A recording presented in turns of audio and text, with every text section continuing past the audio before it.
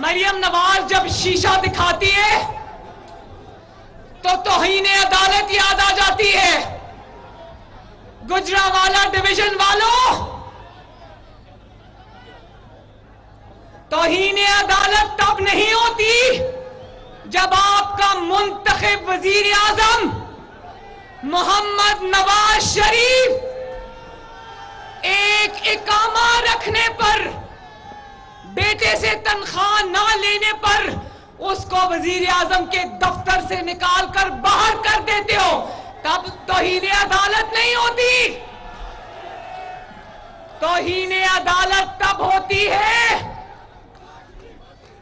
جب ہر الیکشن کے فارم میں تم جھوٹ بولتے ہو، اپنی جائیداد چھپاتے ہو، اور نہ صرف جائیداد چھپاتے ہو بلکہ اپنی بیٹی بھی چھپاتے ہو.